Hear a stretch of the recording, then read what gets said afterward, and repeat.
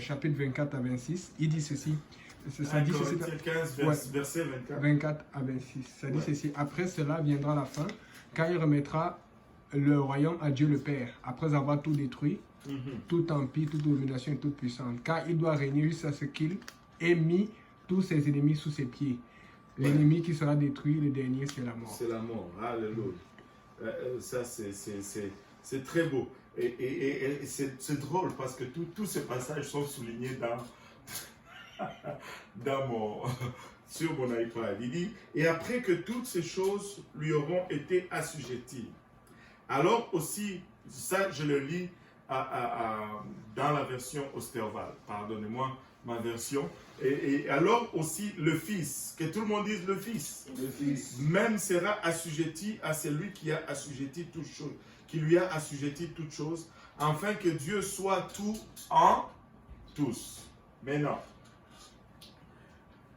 quand on regarde ceci, c'est pourquoi j'aime bien utiliser le terme rôle. Je me rappelle que j'avais commencé à répondre à un courriel que si vous m'écoutez, j'ai déjà fait les réponses, mais j'ai déjà oublié de l'envoyer. Je ne veux pas dire ce qui. Quand il parle de fils, ce sont des rôles. Et ce sont vraiment des rôles. Ce sont des titres ou des rôles. C'est la meilleure chose comment on peut... c'est la meilleure façon de les définir parce que ce sont des rôles.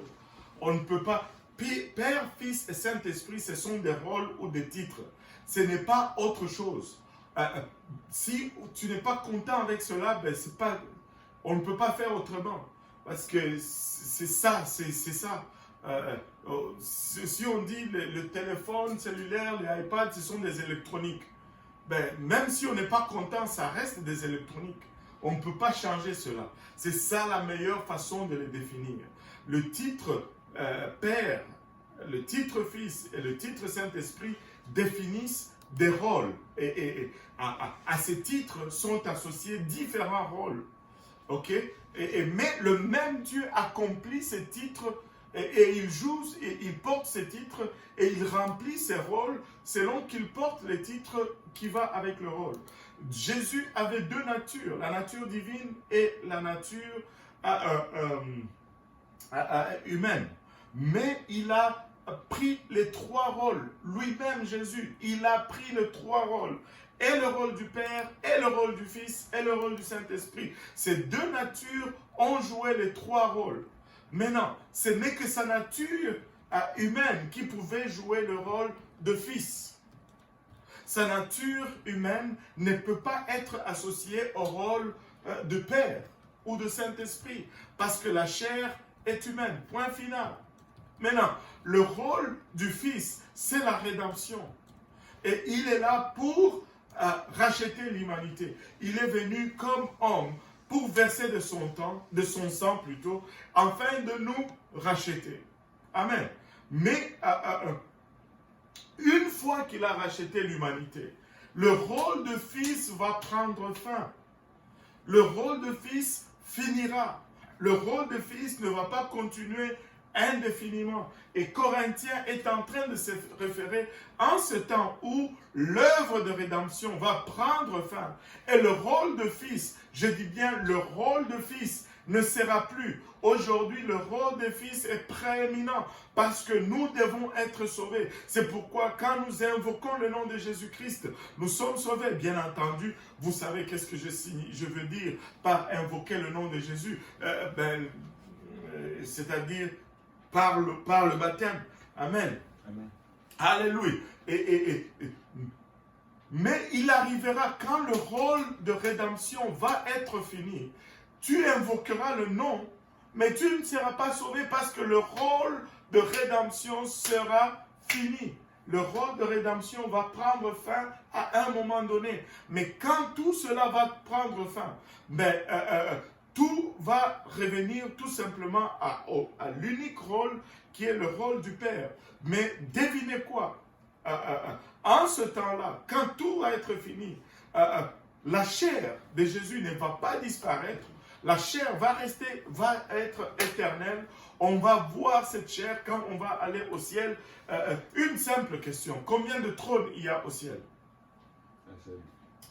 Un seul. Combien de trônes il y a dans le ciel, à la maison là? Un seul trône. Amen. Maintenant, quand on monte au ciel, qui est-ce qu'on va voir assis sur ce trône-là? Jésus. Alléluia. C'est Jésus qui va être assis sur ce trône. Si tu cherches le Père, tu vas le voir en Jésus-Christ. C'est Jésus qui va être assis sur le trône. Il va être assis sur le trône. Et il va y être assis en tant que Père, non pas en tant que Fils. Parce que la rédemption sera finie. Et tous les autres rôles vont être remis. Et le seul rôle prééminent qui va rester, c'est le rôle du Créateur, du Dieu suprême qui règne sur son peuple. Alléluia.